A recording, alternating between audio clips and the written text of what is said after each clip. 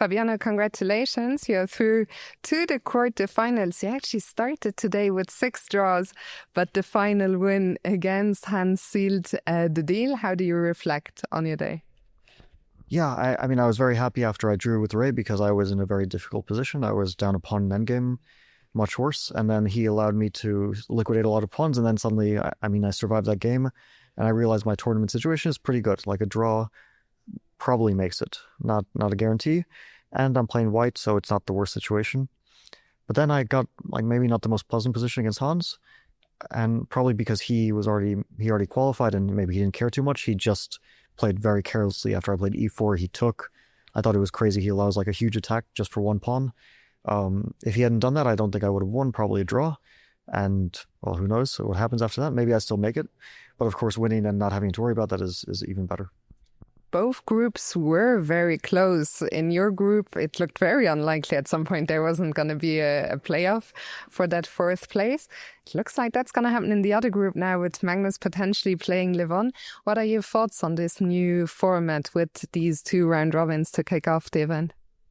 I think it should be split up a bit more like we did in previous events where we have 2 days. So it does, because the first day very often turns out to be the most important. A lot of players are eliminated just because they had like 1 or 2 bad games. And everyone is so strong that it's very easy to be eliminated. We saw even Magnus was on the cusp, maybe even will still be eliminated. So I thought like maybe there's a bit of randomness in it. Of course, you know, that happens. It's part of the sport. But like a 2-day rapid, I think is a bit more, maybe like gives a bit more of a clear picture. Yeah, because it is tough being thrown into the cold water. Let's talk about the tournament here in Vegas on your home soil in the US. You've been part of the freestyle adventures since the very beginning. What does it mean to you to be playing in Vegas now in front of a live audience? Yeah, I'm happy, really happy it came to the US.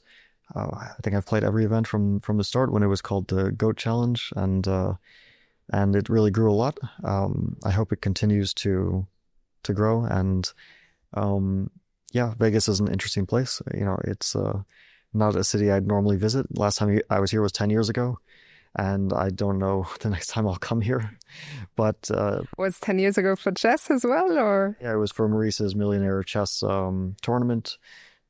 I think that was one of the last editions.